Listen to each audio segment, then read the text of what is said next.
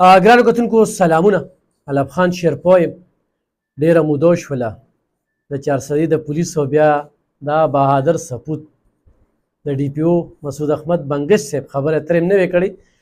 بهادر ورته په دې وي ګرانو کتونکو چې کم ایس فروش دي، کم قبضه مافیا دي، کم روانکاري دي، چې چېرته هغوی سره هم کښېني نو هغوی هم درته وایي چې یاره په ایمان یې شک نه شي کولی، کار په ایماندارۍ سره کوي. دا واحد یو افسر چې مخالفین څه کوي چې هغه کرپ خلک هم صفتونه کوي. نو په دې غله باندې زه ورته د هغوی په لهجه کې خو بهادر ویلی شم او په خپله ورته خو هغه ضرور ویم. پرون یو ځای کې موجود وم، یو څو صحافیانو ویل ډي پي او صاحب خو ډېر تکړه تکړه کاروایی کوي، وایي ته بلکل چپ یې. نو ما ورته چې زه چپ یم نو ته خو لږ خلواز که که نه څه خو ووایه که نه. دا ټیکه ما اخیستې ده، خو بهرحال زه دا ټیکه ګڼم. د غلطو خلکو خلاف اواز اوچتول، دا نن صحافي هم دا خبره کوي چې الب خان بس په دې کې لیونی دی، بل هم کوي بل هم کوي بل هم کوي. د دې ضلع اوسېدونکي په دې ضلع کې عمرو او د دې ضلع د خلکو د عزت او د مینې او د حوصله افزایۍ مننه کوم. خپل ځاني مطمئن یم سیاسي اختلافات کیدی شي، خو خدمتي اختلافاتو کې سره د خلکو مینه هم شته او خلکو ته ښه برملا وایم چې په کوم انداز هم د دې ضلع په صحافتي لیول سره، په سوشل ورک سره، په سماجي رابطو سره د خلکو خدمت کړی دی. نو بره د الله کیمره خو هم لګېدلې ده او الله ته جواب دی خو هم یو. نو ډېر ښه ډېره لا ډېر زبردست دی نه یو ټیم لوڼی نه جوړېږي، ځکه چې د دنیا نه تګ دی، چا هم ټیکه نه ده اخیستې. نن سبا مر خو داسې مسان شوی دی چې په دې ملک کې صرف ملاوټ شده څیزونه خرڅېږي. دلته دوایانې د نششتو خرڅېږي، دلته کې دوایانې چې کوم د زهر خرڅېږي د میډیسن په دوکانونو کې، دلته کارخانې دي. هغه کارخانې ګیر شي هفته پس هغه کسان بیا روزي. نو یو خو د صحت معاملات د ګډوډۍ ښکار دی، بل دا پته نه لګي چې چا کوم ځای نښه کړی و، کوم ځای کې درپسې چا غټه لکۍ تړلې ځانه به خبر هم نه، خو ویل وي دا الب خان ویلي دي. الب خان یې په غلط سړي کلم بریک نه نیسي او نه په دې کمپرومایز کو. دا ډېر خلک کوي که نه بلیک میلینګ او یا ډیل یا دلالي، خو صحافت کې نه مې دا لیدلې ده او نه را سره چا د ډیل او د بلیک میلینګ د دغې خبره کولی شي. هغوی ته دا پته ده چې دی وایي د سره خبره کول چې کوم دی بس په ځان پردي هغه اوچتول دي. نو په دې لحاظ سره هغه خلک هم نن دغه خبرې کوي. لومړني شپ کې د ډي پي او چارسده مسعود احمد بنګش صاحب د سنیچرو، غلو، ډاکوانو په ضد باندې کاروایۍ د تاریخ حصه ګرځېدلې.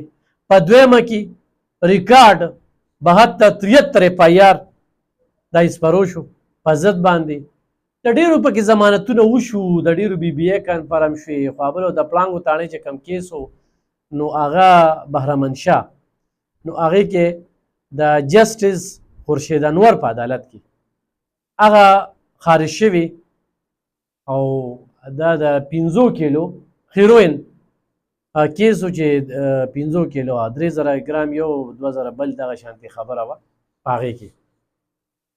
دا بعضې خلک په دې اف آی آرو باندې خبرې کوي چې دې کې دومره سزا ده، دې کې به دومره وزم، دې کې به داسې وزم، دې کې به داسې وزم.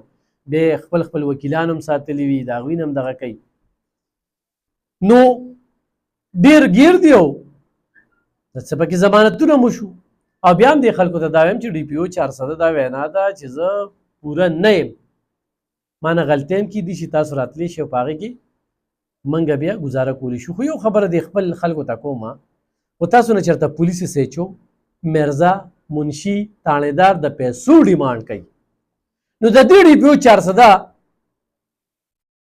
په وخت کې دی به کور ته ځي، خو چې هغه ته شکایت وشو ښه جعلي لیسټونه جوړ شوي دي چې ته ما ایسپرو شه، ته ما ایسپرو شه، ته ما ایسپرو شي. د دغه لیسټونو هېڅ حیثیت نشته. دا د ډي پي او چارسده دغه ټول لیسټونه خو چېرته پولیس سره وي چې تم په لیست کې زه به دې وباسم او تم په د ډي پي او چې کوم لیست دی نو د چا پلار دی هم د هغې نه نشي ویستلی، سیچو پکې لاسي وي او ډي سي پي پکې څه وي، د هغې نه ویستل نشته. خپله کاروئ په خپل ترو باندې کوي، نه ترې دغه SHO خبرېږي نه ترې دغه DSP خبرېږي، د ستا کوڅې ته پولیس ولاړ در رسېدلی وي. نو په دې باندې هم نظر وساتئ. یو بله خبره، پړانګ و تاڼې ما یو پریس کانفرنس کته، یو زنانه ده او یو کس دی، هغه وایي چې یاره په ما باندې به ښځه طلاق کوي او قسم قرآن هم خوري. زه قبل از وخت د هغه صفۍ نشم کولی چې یاره دی ایس فروش دی، منشیات فروش دی، نه دی، دا زه نشم ویلی ځکه چې دا به قانون ثابتوي. زما ورسره څه روزګار نه دی پاتې شوی، ما ته څه نوم راغلی. پکې د توتیانو هم ذکر کوي چې پولیس د توتیانو پنجره هم ماته کړې ده. خو ګرانو کتونکو ماضي کې به موږ لاړ شو، کله چې د ایس فروشو باندې چاپه لګېدلې ده نو دوی ته یو د پیسې د عمل ډېر اسان ښکاري، SHO باندې ډایرکټ پیسې وکړي. دویم وکیلان خو ورسره وي، پیسې خو ورسره وي، بل IGP ته DIG ته یعنې په دې DPO صاحب باندې د 10 کروړه پورې د ټرانسفر آفر شوی، بولي پې لګېدلې ده، 10 کروړه پورې تللي دي، خو نن یې څوک ټرانسفر کوي نو 10 کروړ وي ورکوي. دا کمې ذرایع دي IGP صاحب او دې ځای ته تللي، خو دې وخت کې MPA ګان MNA ګان د DPO صاحب سره څنګ په څنګ ولاړ دي په دې کار کې، او نور سیاسي پارټۍ چې کوم دي نو هغه خو د دې ملګرتیا کوي. نو ماضي کې موږ کتلي دي چې دغه شانتې خلکو بیا د کورونو هر څه مات کړي دي، پریس کانفرنس ته، ویډیو ته، دې ته هغه سیسټم یې ټیک کړی دی. اوس ما خپلې ذرایعو لټولې چې واقعي داسې ده. دا دومره FIR چې ګوري او دا FIR چې کومې دي دا زه دا د دغې خاندان مطابق چې کوم دی ما د پولیس د ذرایع نه دغه ده، د خپلې ذرایع نه خبره نه کوم، د پولیس د ذرایع چې کومه ده نو دا زه خبره کومه چې دا دومره FIR په دوی باندې مخکې شوي دي. نو نن چې کوم دی SHO درځي او هغه ستا هر څه ماتوي نو دا یو ډېر عجیبه لګي. 1 2 3 4 5 6 7 8 9 10 11 12 دا 12 FIR دا زه FIR شمېرم، خاص نه چې تاسو وایئ چې دی بل څه شمېري. دا 12 FIR په دې باندې دي. دا هم ده چې ماشومانو له پوڼې ورکړي. ګوره د DPO صاحب لومړنۍ کارخانه د کارنامه د سنیچر او بیا د ایس فروشو په ضد باندې، درېیمه تعمیري کار په تاڼو کې سولر سیسټم. تاسو پال دفتر ته لاړ شئ نو په هغې کې چې کوم کار روان شوي دی خیران به شئ. دې سره چې کوم دی نو په هره تاڼه کې چې سولر سیسټم لګوي نو ډرایوینګ سکول کولاوئ او د پولیس لین باندې کار شروع شو، هغې کې باغونه ونې دغه. څلورم چې کوم شروع شو هغه لوکلو شروع شو، کوم چې په لارو کوڅو کې خرڅوي د هغوی خیر نشته.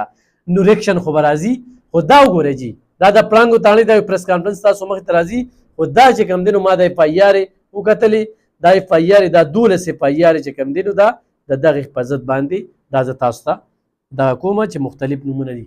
ښه ګرانو کتونکو، د 8 کالو ماشوم، د 10 کالو ماشومه هغوی له پوړی ورکړي، هغوی بیا ټکانې کتلي یا هغه خلک په ټیلیفونو کې پلانکي کور ته ورسوه. ایس فروش کوم چې ایسکون کې دی هغه وکړي. اوس په هسپتالونو کې چې کوم مریضان دي دوی نه هم تپوسونه کوي. نو څلورمه مرحله د لوکل په ضد باندې DPO 400 شروع کړله. او زه هر ځای مثال ورکوم چې د یو محکمې افسر وغواړي نو هر څه کېږي، هر څه ټیک کېږي.